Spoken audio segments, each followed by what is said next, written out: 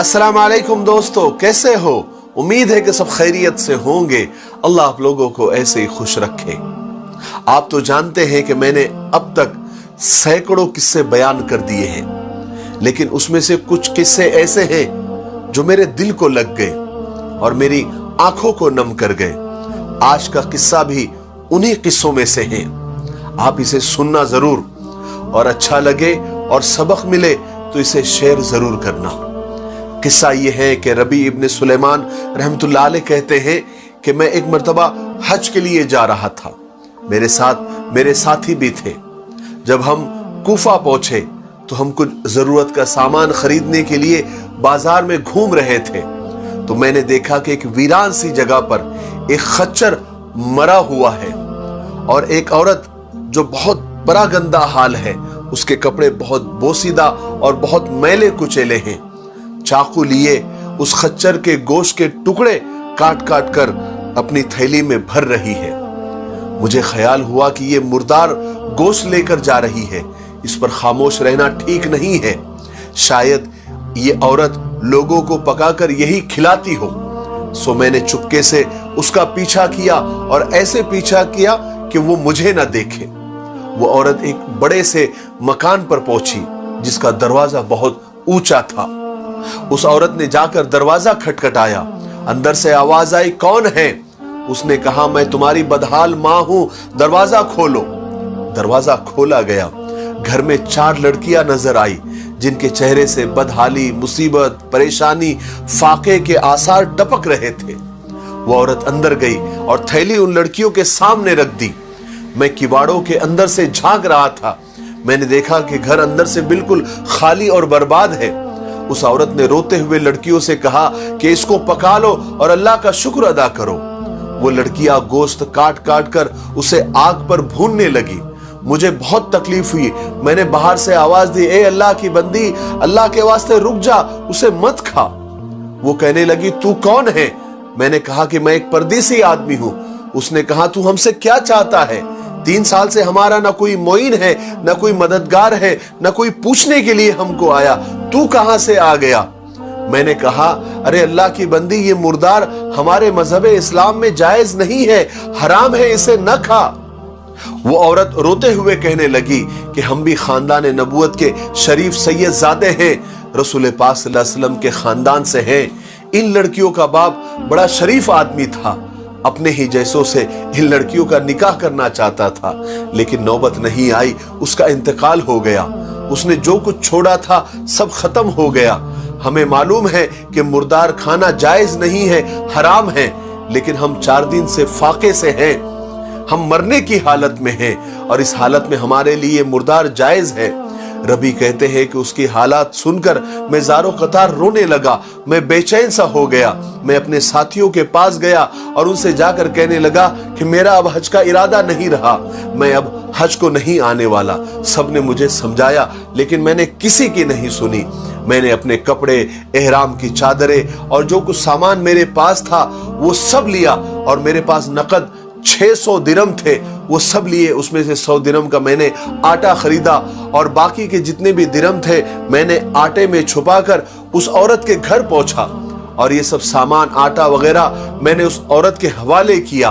उस औरत ने मेरा बहुत बहुत ज्यादा शुक्रिया अदा किया और कहने लगी कि ए इब्ने सुलेमान, अल्लाह तेरे अगले पिछले सारे गुनाह माफ करे, तुझे हज का सवाब अता करे और अपनी जन्नत में तुझे जगह अता करे, और इस सब खैर के काम का और इस मदद का तुझे ऐसा बदला अता करे कि जो तुझ पर दुनिया में ही जाहिर हो जाए। रबी कहते हैं कि हज का काफिला रवाना हो गया। मैं ये सोचकर कूफा में ही रुका रहा कि हज के काफिले जब वापस आएंगे तो वापसी में मैं उनका इस्तकबाल करूंगा और उनसे दुआओं की दरखास्त करूंगा। मैं हज होने तक वहीं पर रुका रहा, यहां तक कि हज के काफिले वापस होने लगे। जब एक हज का काफिला मेरे सामने से गुजरा तो मुझे अपने हज के महरूम हो जाने से मुझे बहुत अफसोस हुआ। मैं आबदीदा हो गया और रंज से और गम से मेरे आंखों से आंसू जारी हो गए। जब मैं एक काफिले से मिला तो मैंने उनसे कहा कि अल्लाह ताला तुम्हारा हज कबूल करे और तुमने जो हज पर खर्च किया है, जो अखराजात है, उनका बदला तुम्हें अता करे। تو उनमें से एक शख्स ने कहा, ये कैसी दुआ है और ये कौन दुआ दे रहा है? मैंने कहा कि ये उस महरूम बंदे की दुआ है जो अल्लाह के दर के करीब तक आया लेकिन अल्लाह के दर की जियारत से महरूम रहा। तो उनमें से एक आदमी कहने लगा, ताज्जुब की बात है, तुम ऐसी बातें कर रहे हो, क्या तुम हमारे साथ हज पर नहीं थे? क्या तुम मेरे साथ मैदान अरफात में नहीं थे? मैंने तुमको देखा है, तुम मैदान अरफात में मेरे साथ थे। क्या तुमने मेरे साथ शैतान को कंकरियां नहीं मारी? क्या हम दोनों ने साथ में तवाफ नहीं किया? मैं अपने दिल में सोचने लगा, या अल्लाह, ये क्या लुत्फ है, ये कैसी बातें कर रहा है। अभी फरमाते कि मैं ये सोच ही रहा था कि ये क्या हो रहा है, इतने में मेरे ही शहर का मेरा ही काफिला मुझे वापस होता हुआ नजर आया। मैं दौड़ के उनके पास गया और उनके गले लग के रोने लगा और उनको दुआएं देने लगा कि अल्लाह तबारक व तआला तुम्हारे हज को कबूल करे, तुम्हारे सफर को कबूल करे। तो वो भी वही कहने लगे, कहा कि तुम क्यों दुआ दे रहे हो, तुम तो हमारे साथ ही थे ना। मैंने कहा, मैं कहां साथ था, मैं तो यहीं पर महरूम रहा, मैं तो इतने करीब आकर भी हज न कर सका, अल्लाह तबारक व तआला के घर की जियारत न कर सका और रोज़े पाक का दीदार नहीं कर सका। तो कहने लगे, कमाल है, तुम ऐसी बातें कर रहे हो, क्या तुम हमारे साथ अरफात में नहीं थे? क्या तुम हमारे साथ मिना में नहीं थे? क्या मुजदलिफा में हमने कंकर नहीं चुनी थी? क्या हमने शैतान को कंकरी साथ में नहीं मारी थी? मैंने कहा, नहीं भाई, मैं नहीं था। तो उनमें से एक आदमी आगे बढ़कर कहने लगा कि अब्दुल्ला इब्न रबी, तुम ही कैसे इनकार कर सकते हो? क्या तुम मेरे साथ मक्का में नहीं थे? क्या तुम मेरे साथ मदीना में नहीं थे? याद है जब हम कब्र अथर की यानी रोज़े पाक की जियारत करके बाबे जिब्रील से बाहर आ रहे थे और वहां पर बहुत भीड़ थी और भीड़ होने की वजह से तुमने ये थैली मेरे हाथ में मेरे पास अमानत रखी थी, जिस पर देखो ये मोहर भी लगी हुई है, उस पर लिखा हुआ है कि जो हमसे मामला करता है वो नफा कमाता है। ये लो तुम्हारी अमानत, ये तुम्हारी थैली। मैं अब्दुल्ला इब्न रबी फरमाते हैं, मैंने वो थैली हाथ में ली, अल्लाह की कसम मैंने वो थैली इससे पहले कभी देखी ही नहीं थी। वो थैली लेकर मैं घर वापस आया, इशा की नमाज पढ़ी, अपना वजीफा पूरा किया और मैं यही सोचता रहा कि अल्लाह, ये मेरे साथ क्या हो रहा है, आखिर ये किस्सा क्या है, आखिर ये माजरा क्या है, लोग इस तरह की बातें क्यों कर रहे हैं कि मैं तो यहीं पर रुका रहा, मैंने हज भी नहीं किया, लेकिन मुझे चश्मदीद गवाह मिल रहे हैं और मुझसे कह रहे कि मैं उनके साथ हज को था। अब्दुल्ला इब्न रबी कहते हैं कि इसी कश्मकश में मेरी आंख लग गई। ख्वाब में मैंने हुजूर पाक सल्लल्लाहु अलैहि वसल्लम की जियारत की। हुजूर पाक सल्लल्लाहु अलैहि वसल्लम मुझसे मिले तो तबस्सुम फरमा रहे थे, मुस्कुरा रहे थे और इरशाद फरमा रहे थे कि ए रबी, आखिर हम तुम पर कितने गवाह कायम करें कि तुमने हज किया है, तुम मानते क्यों नहीं? तुम इस बात को मान लो कि तुमने हज किया है।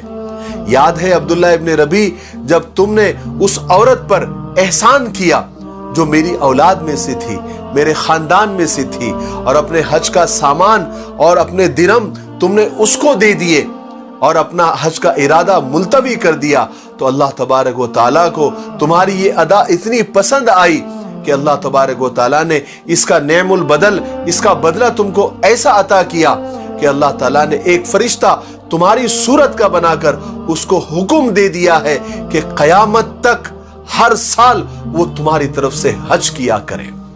और दुनिया में तुम्हें इसका बदला ये दिया गया कि ये 600 दिरहम के बदले तुम्हें 600 अशरफिया अता की गई। तुम उस थैली को खोल कर देखो। अब्दुल्ला इब्न रबी रहमतुल्लाह अलैह कहते हैं कि जब मेरी आंख खुली और मैंने जब उस थैली को खोल कर देखा तो उसमें सच में 600 अशरफिया मौजूद थी। सुभान अल्लाह, क्या मजे हैं अब्दुल्ला इब्न रबी रहमतुल्लाह अलैह के। अब क़यामत तक वो फरिश्ता उनके नाम से, उनकी शक्ल और सूरत में हज करता होगा। बेशक ये बिल्कुल सही बात है कि किसी गरीब की, किसी मजबूर की, किसी जरूरतमंद की मदद कर देना और उसके उस वक्त पर उसकी मदद कर देना कई हज और कई उम्रों से बेहतर है और कई साल की इबादत से अफजल है। हमने देखा है कि कई लोग जो हर साल हज और उम्रे करते हैं, इसमें कोई गलत बात नहीं है, अल्लाह ने दिया है आप कीजिए, लेकिन उसके साथ साथ आप अपने खानदान के गरीबों पर भी तवज्जो डालिए, आप अपने आसपास के लोगों पर भी तवज्जो डालिए, आप अपने पड़ोसियों पर ध्यान दीजिए, آپ بے شک اللہ نے آپ کو دیا ہے، آپ ہر سال عمرہ کیجئے، ہر سال حج کیجئے، لیکن آپ کا یہ بھی فرض بنتا ہے کہ آپ کے خاندان میں کوئی غریب تو نہیں ہے، کوئی مجبور تو نہیں ہے، کوئی کہیں مردار تو نہیں کھا رہا ہے، کہیں کسی کے گھر میں فاقہ تو نہیں ہے۔ اس پر دھیان دینا بھی ضروری ہے، ورنہ کل قیامت کے دن یہ رشتہ دار، یہ قریبی، یہ دوست احباب تمہارا گریبان پکڑ لیں گے کہ تو ہر سال حج کرتا تھا، ہر سال عمرے کرتا تھا، تو لاکھوں روپے کی شاپنگ کرتا تھا، لیکن ہمارے چہرے تم نے کبھی نہیں پڑے، کبھی آ کر ہمارے گھر کا حال نہیں دیکھا، ہم پر فاقے تھے، ہم پھٹے پرانے کپڑے پہنتے تھے، تم نے یہ نہیں دیکھا۔ تو ہو سکتا ہے کہ اللہ تبارک و تعالیٰ تم سے اس معاملے میں باس پرس کر لے۔ اس لیے ہمیشہ اپنے قریبیوں پر، اپنے آس پاس، اپنے اڑوس پڑوس میں، اپنے رشتہ داروں میں یہ دیکھا کرے کہ کوئی بدحال تو نہیں ہے، اور اللہ تبارک و تعالیٰ نے تم کو دیا ہے، تم کو عطا کیا ہے، تو ان کی جتنی ہو سکے آپ مدد کرے۔ اللہ تبارک و تعالیٰ کئی سال کی عبادت سے زیادہ تم کو ثواب دے گا۔ مجھے امید ہے کہ یہ قصہ آپ کو پسند بھی آیا ہوگا اور اس سے بہت بڑا سبق بھی ملا ہوگا۔ میرے لیے، پوری امت کے لیے اور پوری انسانیت کے لیے خیر کی دعا کرتے رہیں۔ السلام علیکم ورحمۃ اللہ وبرکاتہ۔